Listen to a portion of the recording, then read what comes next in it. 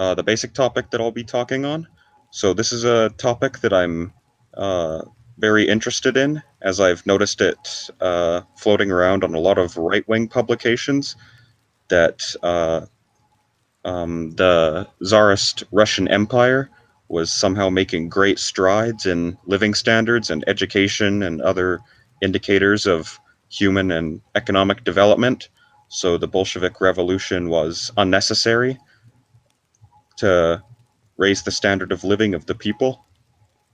And note, most of the time, I will notice that in history books, whenever they talk about the Bolshevik Revolution, they'll usually devote a few pages to talking about how backward the Russian Empire was, but then they'll spend most of the book talking about how brutal the Bolsheviks were politically, and then sort of leave them both to wallow in the filth that they've been assigned by the authors. So I've noticed this going around on a lot of right wing publications and blogs and such, and even a few scholars who are usually Russian. Um, so I'll be tackling that basic argument in this lecture, and I just like to start by saying what the topic is, and it's comparing education in the Soviet period and the Tsarist Russian period. And so I have a study here as an example of this sort of what I call the optimist school that praises Tsarist Russia for any economic and human development gains it made before the Bolshevik Revolution. And one of these scholars says that, I'll just find it quickly.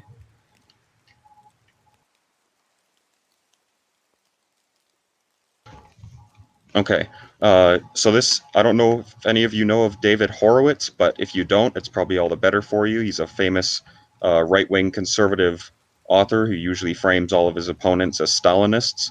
And he says in his book, The Politics of Bad Faith, published 1998, page 106, quote, contrary to the progressive myth that radicals invented to justify their failures, Tsarist Russia was not a merely pitiful, semi-barbaric state when the socialists seized power.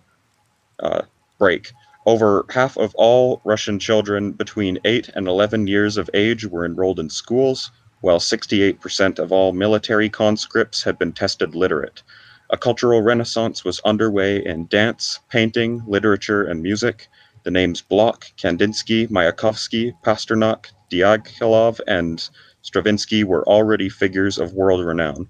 The Marxist Revolution destroyed all this, tearing the Russian people out of history's womb and robbing whole generations of their minimal birthright, the opportunity to struggle for a decent life. So, assuming that the human rights abuses that admittedly did occur under Bolshevik rule were somehow or were somehow comparable to the economic misery the Russian people had inhabited to or prior to the October Revolution, this is really a comparison between apples and oranges. I'll quote, because you're comparing political failure with economic failure. The two are not the same thing. You're using the political failure of the Bolshevik state, its human rights abuses, and so on, to compare to Tsarist Russia's economic failure. If we really wanted to make a comparison of that, we would have to make a comparison between all the people who died of cold and hunger and disease and neglect and famine and chronic hunger and all of the other things, as well as the lack of opportunities that the common people had to advance. So I'll quote Richard Pipes, who I'm sure you all know about. His A Concise History of the Russian Revolution, published 1996, reads on pages 328 to 329, illiteracy was not as prevalent in Russia as commonly believed.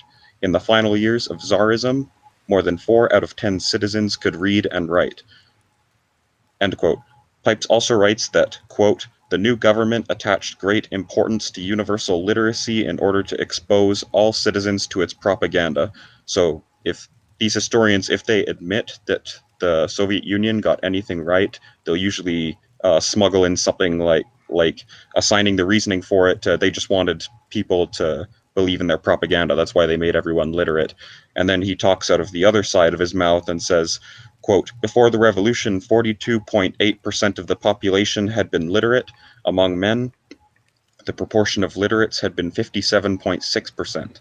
I don't know why particularly you would quote, or end quote. I don't know why particularly you would quote the figure for men when the general population figure is much lower, unless you were trying to create some sort of argument that says the tires of a car must be are rubber, therefore the car must be made of rubber. It's just creating or it's just using a good, very isolated example to say that the whole system was good. So I'm quoting Pipes again. Quote, the drive against illiteracy raised these figures to 51.1% and 66.5% respectively. The results thus showed no dramatic spurt, but rather a continuation of the progress attained under Tsarism. So in response to this, I found a study by one of these scholars that shows in 1797, only 6.9% of Russians over 9 years of age were literate. In 1917, only 42.3% of Russians over 9 years of age were literate. So this represents a gain of only 25.5 percentage points over the 60 years from 1857 to 1917, or 0.43 percentage points per year. Whereas in 1939, 87% of Soviets over 9 years of age were literate. In 1959, 99% of Russians over 9 years of age were literate. So the gain from 1917 to 1939 was 44.7 percentage points in literacy rates, or 2.03 percentage points per year, roughly 4.7 to 4.8 times faster than the gains in literacy under Tsarism during the 19th century. So the author of this study notes, under the Romanovs, literacy was primarily the luxury of the elite, with 90% of nobles and 95% of the clergy being literate in 1917, compared to only 40% of the common people. All these statistics are for European Russia, since the statistical ministry wasn't well developed in the Far East and so on. There was also a study by a scholar named Timoshev. I forgot to transcribe in my notes prior to starting, but I'll be posting the lecture material afterwards, so just stay tuned for that.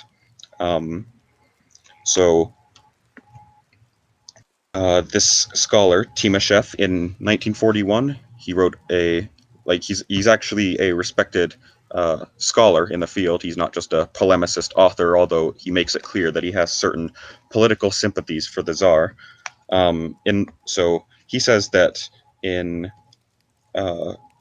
that Tsarist educational reforms would have ensured universal primary schooling by 1930, but he adds in a footnote that this would only have been true for the urban areas, which in 1917 had only 18% of the Russian Empire's population. Shows the very dishonest argument he was trying to put across, but had to clarify, if only in a footnote, for the sake of scholarly integrity, which didn't seem to be much. So just to show how education was doing in terms of enrollment and the amount of education one could hope to get, I'll cite the following statistics from the first study, the one that, so this study is called, not by Timoshev, but by the author I was using to debunk Pipes. This study is called The Development of Literacy in Russia and the USSR from the 10th to the 20th centuries by Boris and Mironov, published in 1991 in the History of Education Quarterly. So he goes over statistics for the numbers of education that Russians aged 9 and above had since 1797. And in 1797, the average Russian aged 9 and above had only 1.1 years of education. In 1887, this had actually regressed. In 1887, Russians aged 9 and above had an average of only 0.59 years of education. In 1917, Russians aged 9 and above had an average of only 1.1 years of education. So between 1797 and 1917, we can see that the Russian people, although enrollment rates may have increased, which I'm going to go over next, although enrollment rates may have increased, the length of the education a Russian child could hope to receive had not increased at all. So the average education of Russians regressed or stagnated from an already incredibly low level for 120 years. So clearly education was not making great strides. So as I said before, in 1917, Russians aged 9 and above had an average of only 1.1 years of education. By 1947, however, the Soviets had made extreme strides in this field. In 1947, Soviets aged 9 and above had an average of 5.4 years of education. So that's a factor of 5 increase, or an increase of 500%. In 1957, Soviets aged 9 and above had an average of 6.05 years of education. In 1987, Soviets aged 9 and above had an average 8.8 years of education. So despite having far less time to implement their reforms, the Soviet government greatly expanded educational opportunities for its people in just 74 years in a way that the Tsarist regime had failed to do in over 200, and even longer. You could even argue it goes all the way back to the Kievan Rus. There's no I've tried to be as fair procedurally as possible to the Russian Empire in this regard. So, for example, it may not be entirely fair to talk about how health standards might have improved, since rising health standards are mostly a product of the last century. So I've tried, just to show how regressive the Tsarist regime is on fair grounds, I've tried to use education as an indicator of that, because there's no, unlike developing new techniques for open heart surgery, for example, there's no great mystery to building and staffing and teaching in a school. It just shows that it wasn't on the Russian Empire's priority list at all. Making money for the elites is what mattered. And so I said I'd get to enrollment rates next under the Tsars and the Soviet Union. So the official statistics show that in 1915, only 51% of the relevant age group, that's ages 8 to 11, was enrolled in primary school. Um, but by 1926, 84.3% of the relevant age group was enrolled in primary school. In 1939, 100% of the relevant age group was enrolled in primary school, thereby universalizing primary education. But so I think hopefully you'll have noticed something very strange. Obviously, children in our society, or the age group for primary school is much larger than just 8 to 11. Like, how many of you started attending school when you were 8 years old? So the author arrives at this methodology by saying that this is just the age that children started attending. This was all that the school capacity could take, children 8 to 11. So it shows just how badly the Russian system of education failed their people, that this was the very most that they could hope to school in terms of the age group. So I found another study that uses the metric ages 5 to 14 that says, and so using this age group, it shows that only 18% of the relevant age group, ages 5 to 14, was enrolled in primary school, but this was up from 4.0% in 1870. So basically, apologists for the Russian Empire are basically competing for scraps off the table. Like, if 1% of your population is enrolled in primary school, then obviously an increase to 10% is a massive increase, an increase of tenfold, but it's still totally small and insignificant. So as I said, in 1910, using the age group 5 to 14, only 17.6% of the relevant age group in 1910 was enrolled in primary school, up from 4% in 1870. Now, using this same metric, I couldn't find statistics for ages 5 to 14 for the Soviet Union, but I could find statistics for the age group ages 8 to 14. So, using that metric, by 1932, so as I said, in 1910, only 17.6% of the relevant age group, ages 5 to 14, was enrolled in primary school. By 1932, however, using that same metric, 67.3% of the relevant age group was enrolled in primary school. And in 1939, the Soviet Union had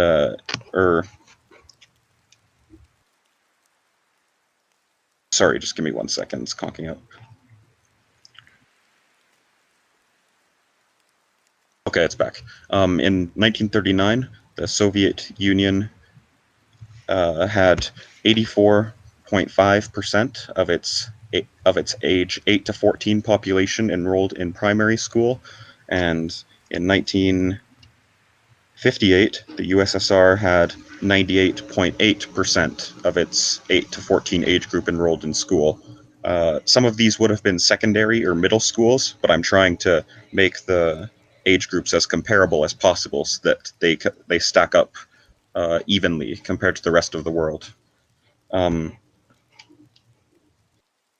so, just to put this in world perspective, by 1950, only 47% of the world's 540 million children aged 5 to 14 were enrolled in school. But as I said, in 1958, 98% of Soviet children were ages 8 to 14 were enrolled in school.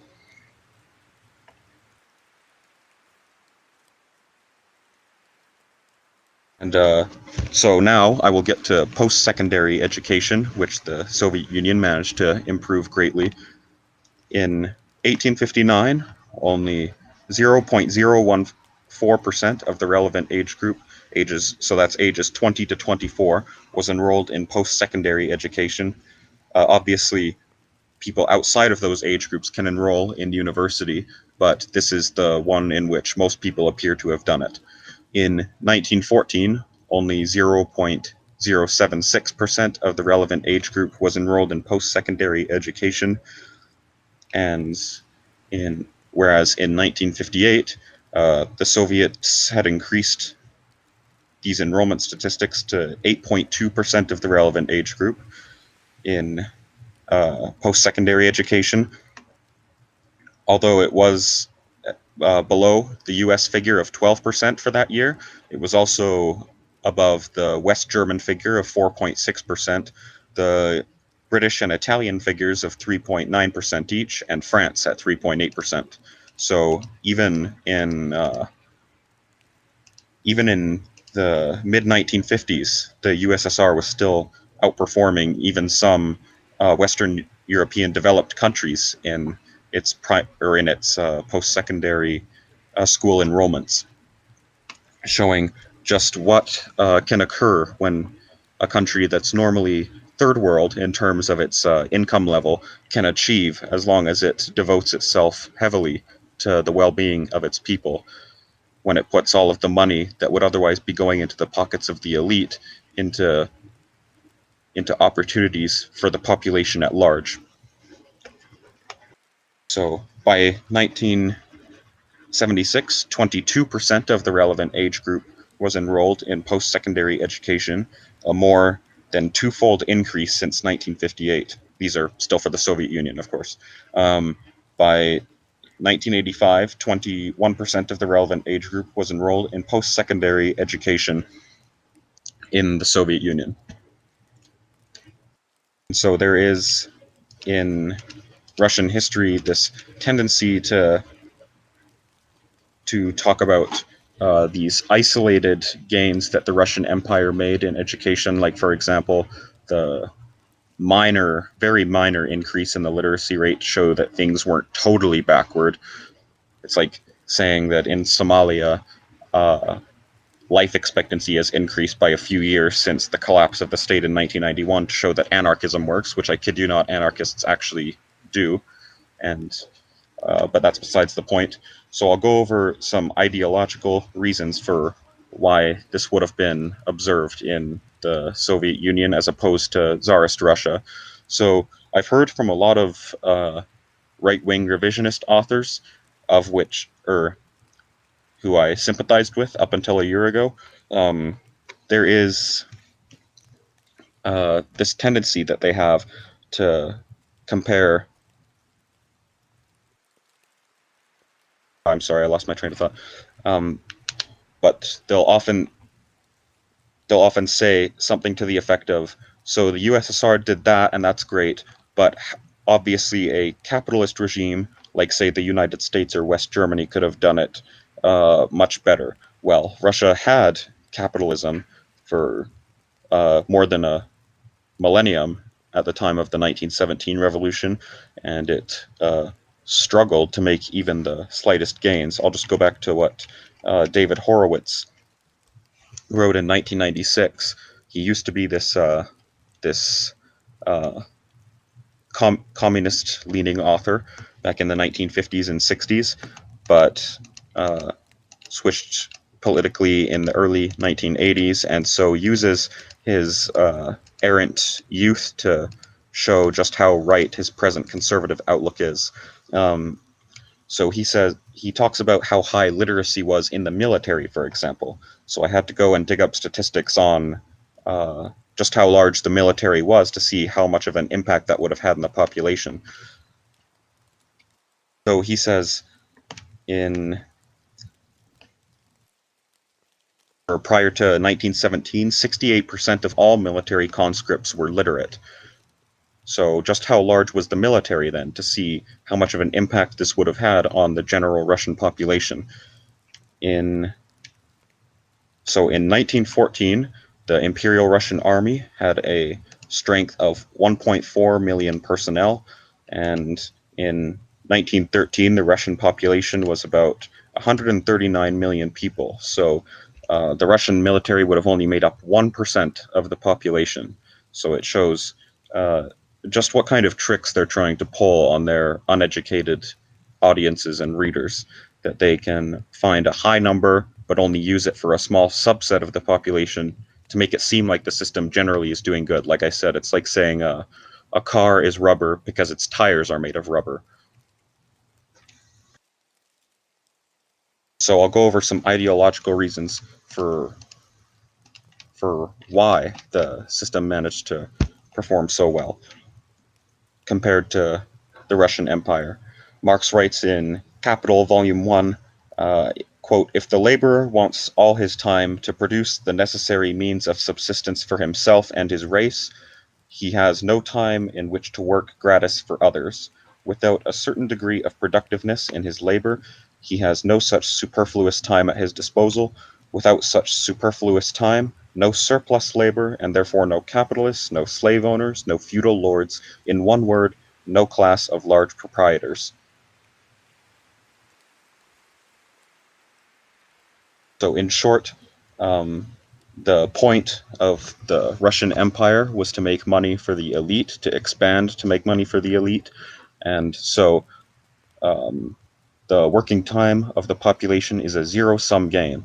The population, the working people, could work less hours, but if they did, then that would be less time in which they could make goods for the elites to sell or otherwise make a profit off of. And so in the Soviet Union, on the other hand, they had a government that was staffed by revolutionaries who wanted to see the people improve their lives, but in order to do that, had to make significant changes to the way the society ran. So, so they reduced heavily the work hours of the Soviet population in 1917 and again in the late 1920s, which gave a great deal of time for recreation and education, and this resulted in the creation of a new middle class the mid 19th by the mid 1930s, and especially in the 1950s and 60s, when there was really an increase in the white collar Soviet population, while there was also a massive decline in the landlord population by official Soviet statistics. And so, thank you all for attending. That was very rewarding to be able to give to all of you.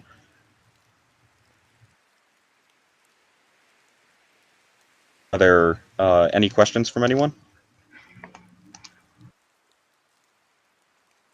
Uh, yeah, I have a question. Okay.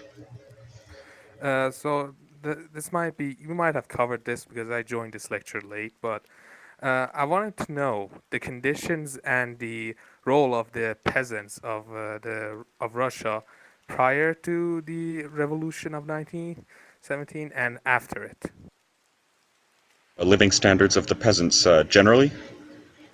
Uh, Generally that, and also their role in both societies. So in in the Soviet Union, the peasants were in the early or in the first 10 years they were organized under the new economic policy where they were allowed to sell individual surpluses that they might have grown. And so by the 1930s, this had created a new landlord sort of class. So they stopped that system and collectivized agriculture, in which all peasants were gathered into either collective farms or state owned farms, in which all of their production was simply confiscated by the state, resold on the international market, or in order to buy goods to industrialize the society. And but before the revolution, and before 1861, the Russian peasantry, almost half of them had been serfs, and that's not me name calling. That's actually what they were. That was the economic system of the time. And so in 1861, those serfs were freed by executive command of Tsar Alexander II, but that was just a formal change, basically. The economic institution of serfdom essentially continued because the serfs who were now free were much too poor as a result of the centuries of serfdom to actually increase their lot very much. So the peasantry were extremely poor. Life expectancy was something like 33 years. Literacy in the countryside was much lower than the urban areas. I can get you precise statistics afterward, but I can't remember them off the top of my head. Infant mortality was at least 226 per thousand, so 22% of Russian peasant infants died before their first birthday. But the Soviet Union managed to reduce this to 2% by 1970. Whereas the life expectancy of the general society increased from 33 years to 69 years by 1965.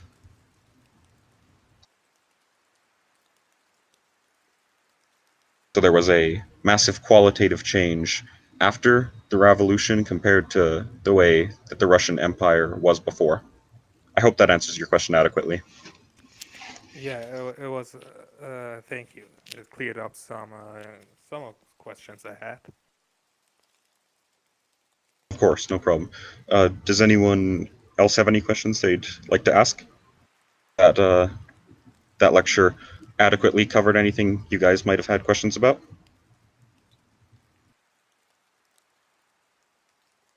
Okay, I'm seeing a question in the text chat of this voice channel, so I'll I'll address that if they want to type it out and aren't able to say it on the mic. Okay, so the question is, quote, now when I see the question, how did the Soviet education system work? I usually only see the answer, it was free, but not how exactly did it work and how the philosophy around it differentiated from Western counterparts. So did you cover that part? End quote. So the way the Soviet education system worked was that it was funded out of the revenues of Soviet state owned and collective enterprises. So that could have been a little or a lot any given year. And so the unpredictability of that, as well as some of the structural inefficiencies in the Soviet economy, meant that the revenues didn't always cover what they should have. But that was generally the way that it was funded, at least according to the Soviet constitution. And this differentiated significantly from its Western counterparts in that Western counterparts are capitalist educational systems, so they were granted mostly as concessions to their population in response largely to things like the Chartist rebellions in the 1840s, as well as the threat of further unrest.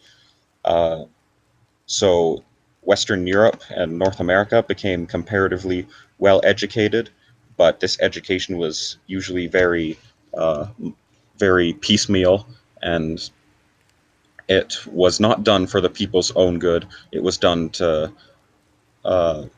to hegemonize them, to make more acceptable in them from an early age the ideas of capitalism, and to keep them from questioning the system.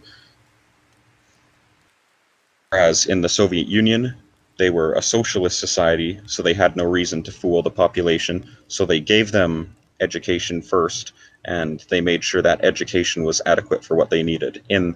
In capitalist societies, you either have almost no education at all, or when you do have that education, it's pushing capitalist propaganda the entire time, with the American system being probably the best example of that. In colonies at the time of the 1917 revolution, in European colonies, only about 30% of the relevant age group was enrolled in primary school. So they didn't need to fool them with talks or with talking points about equality of opportunity or the greatness of Western civilization, because that was where the economic system was really unleashed. It was for the benefit of the home society to keep them from undoing the colonial society sustained the elites at home. Does that answer your question to your satisfaction? Okay, no problem. I'm very glad to do it. Okay, so next question is: so you say the Soviet system taught students more than just to train them for their future jobs? Yes, actually, at the time of the 1917 October Revolution, the Russian population was mostly divided into landlords, peasants, and workers.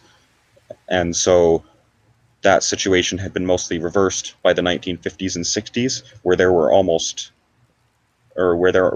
no peasants. Most people had transitioned to the industrial workforce, and there had been a large middle class created, with over 20% of the population being in white collar employment, not in an employer employee relation, but just in a managerial sort of role, not the sort of white collar that we know in the West. And it was different in another respect as well, in that the Soviet education system was co-educational. Uh, so boys and girls were educated together, except in military schools where men naturally would have been more predominant, since the military is always a mostly male institution. But in the Russian Empire, girls had almost no chance for an education. It was overwhelmingly dominated by boys. And like I said, I don't know if you got this from earlier in the lecture, but in 1917, Russians had only about 1 year of education, but by 1947, they had 5.4 years of education. So there had to be a lot more taught within that time, uh, about 5 times more of time for lectures and learning, that it would have greatly increased the knowledge of the student body. Unfortunately, I don't have any great anecdotes from teachers who worked in the USSR. It's mostly quantitative, for demonstrating to right wingers the inferiority of capitalism. But I'm sure that you wouldn't have much difficulty finding them. There were a lot of Western admirers and journalists who went to the Soviet Union, especially in the 1920s and 30s, who could talk about what life was like there at that time, and how things would have changed compared to anecdotes of the Russian Empire, when people were essentially just peasants and had no opportunity to be anything else. Are there any further questions?